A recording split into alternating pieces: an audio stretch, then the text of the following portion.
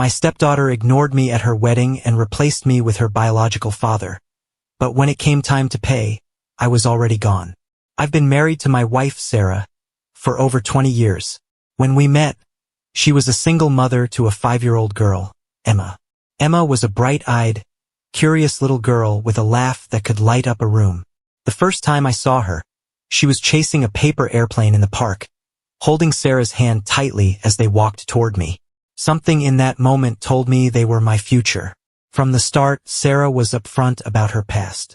Emma's biological father, Mark, had always been unreliable, full of empty promises and fleeting appearances. He'd call on birthdays, drop off cheap gifts, and then disappear again. Emma would always get excited whenever he showed up, though Sarah tried to manage her expectations. When Sarah and I got serious, she made it clear that Emma was her priority. I accepted that wholeheartedly. What I didn't expect was how deeply I'd grow to love her. It wasn't immediate, but over time, every "I love you, Dad," and every little drawing with my name spelled wrong won me over. I was there when she learned to ride a bike after countless falls and scraped knees. I was there when she had a high fever in the middle of the night, holding her while Sarah rushed to get a thermometer. When she had her first school recital, I helped her practice her poem until she knew it by heart. On the big day, she trembled behind the curtain but found my eyes in the crowd before she started, needing reassurance that I was there. I always was. Mark, on the other hand, was just a background character. He made big promises. "Next summer, I'll take you to the beach," or "I'll buy you that bike you want," but never followed through. Emma used to cry when those promises fell apart, and I always picked up the pieces. I never wanted to be the reason she lost faith in her father. As she grew older, our bond only strengthened. I was the one who went to her school meetings, helped her pick out her graduation dress, and cheered her on from the bleachers at her games. She called me Dad, and even though I wasn't her father by blood, I knew she meant it. That's why what happened next broke me. When Emma went to college, I supported her without hesitation. I covered most of her tuition, books, and even her small apartment's rent. It was a financial sacrifice, but I didn't care. I wanted her to have the opportunities one never did. Mark, as always, remained inconsistent. He'd call sometimes to say, "Your dad is proud of you," but never contributed financially or played an active role in her life. When Emma graduated, she ran up to me after the ceremony, tears in her eyes. "Thank you, Dad, for everything. I couldn't have done it without you." At that moment, every sacrifice felt worth it. So, when Emma announced her wedding to Andrew, I was genuinely excited. I imagined walking her down the aisle, a symbolic moment reflecting everything we had been through. I never said it out loud, but I assumed that honor would be mine. After all, I had been there for her through every milestone. The weeks leading up to the wedding were filled with excitement. Emma talked about her dress, the flowers, the music. As always, I offered my support, paying for part of the reception, contributing to her dress, and covering extra costs. I never expected anything in return, except to be acknowledged as an important part of her day. Then the invitation arrived. I opened it with a smile, expecting to see my name in a special place. Instead, it was just a formal guest list. My name wasn't anywhere significant. Worse, Emma had chosen Mark to walk her down the aisle. At first, I thought it was a mistake, but when I asked her about it, her response hit me like a punch to the gut. "There's only one biological father, and I've always wanted to give him this moment." I can't describe how that felt.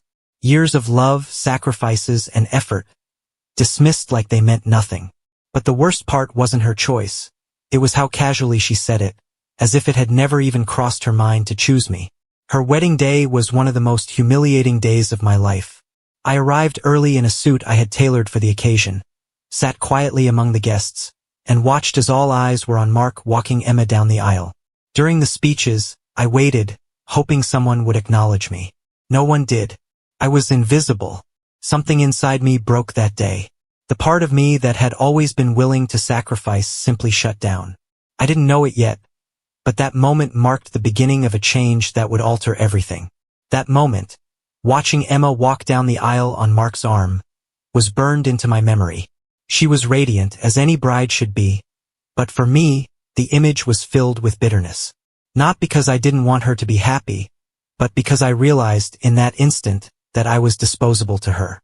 The week after the wedding, Emma and Andrew left for a luxury honeymoon, a beachfront resort with breathtaking views and top-tier amenities. I didn't ask much about it. I couldn't bring myself to engage in conversations about something that marked the breaking point of our relationship. What I didn't expect was what happened when Emma returned. She barely had time to unpack before calling me. Her tone was light, as if nothing had happened. She gushed about the beaches, the surprise dinner Andrew had planned under the stars. I listened in silence, responding with short answers, struggling to keep my composure. Then, the conversation took a turn I should have seen coming. "Dad?" she said, the familiarity of that word cutting deeper than I wanted to admit. "I need a favor." There had been some unexpected expenses on the honeymoon, and they were a little short on cash. Could I help cover the cost? For a moment I was speechless.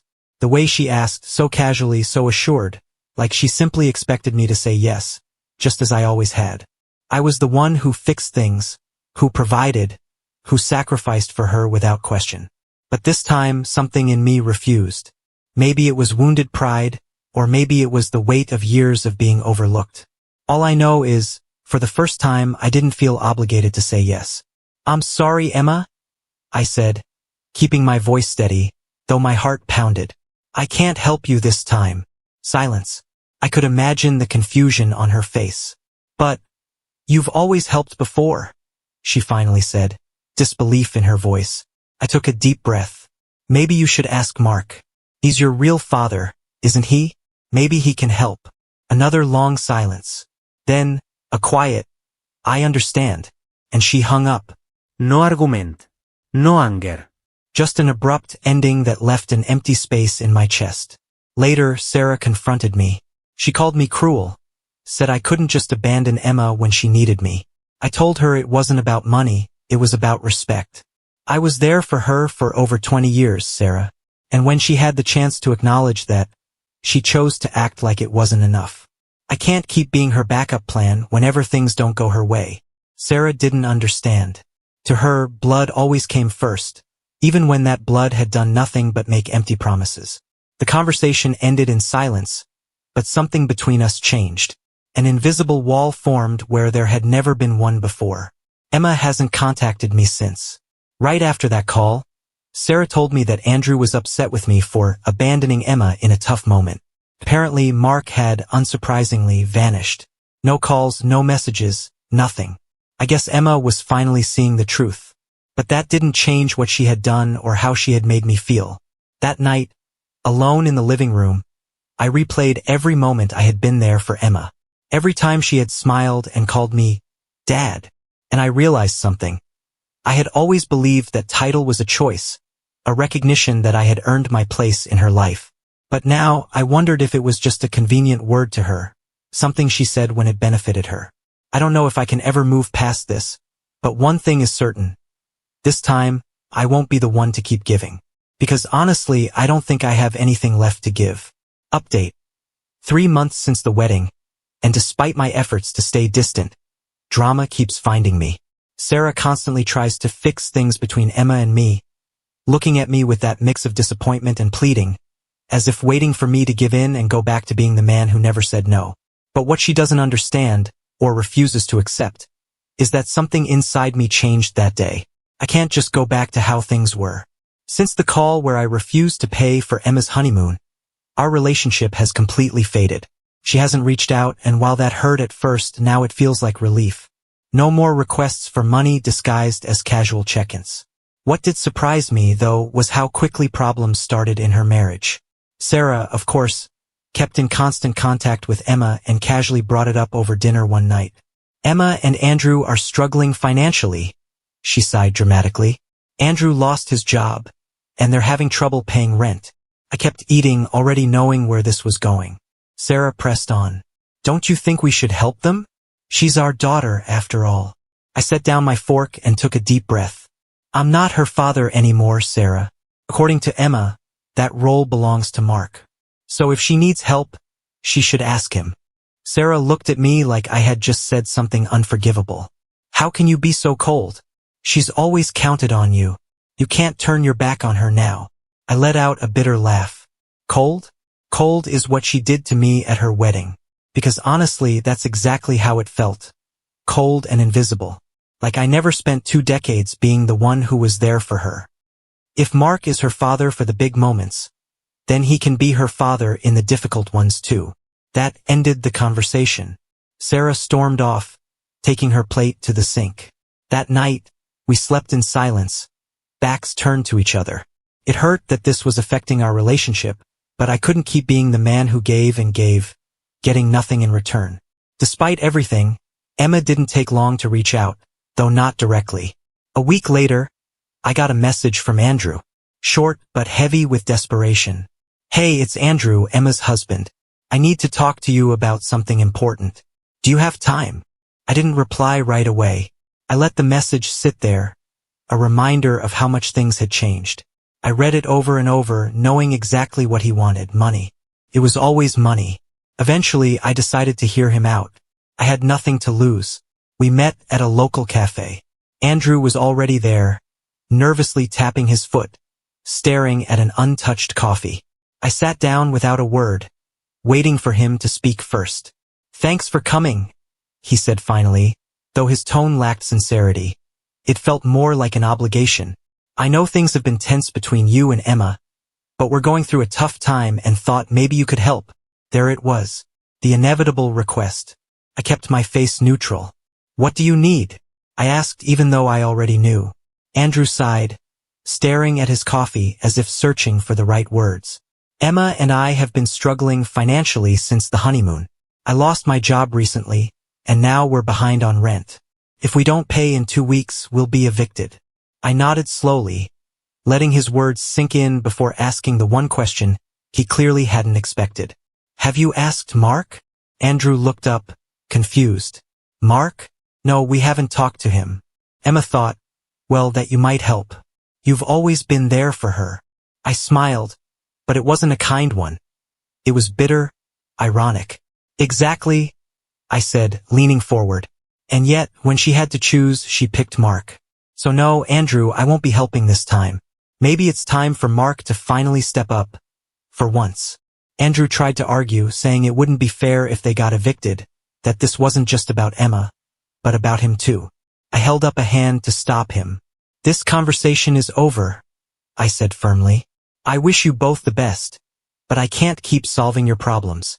I stood up, leaving him alone with his cold coffee and his frustration. When I got home, Sarah was waiting for me, as if she already knew what had happened. I didn't give her details. She didn't need them. She could tell I had refused to help. Since then, Emma and Andrew have stopped trying. Sarah is still upset, though she stopped pushing me to give in. But something tells me this isn't over. When a castle crumbles, there's always more debris to come. Update. 6 months have passed since the wedding, and to be honest, these months have been strangely liberating. I've stood firm in my decision not to involve myself in Emma and Andrew's problems, though it's meant dealing with Sarah's constant resentment. She doesn't say it outright, but I see it in her eyes. She still hasn't forgiven me for what she sees as a betrayal. No matter how many times I explain that this isn't about money but respect, she either doesn't understand or refuses to. But the distance between Emma and me has brought an unexpected relief. For the first time in years, I'm free from the weight of always being the one to hold everything together. I've started focusing on myself again. Picked up old hobbies like woodworking, spent more time with friends, things I had neglected for far too long.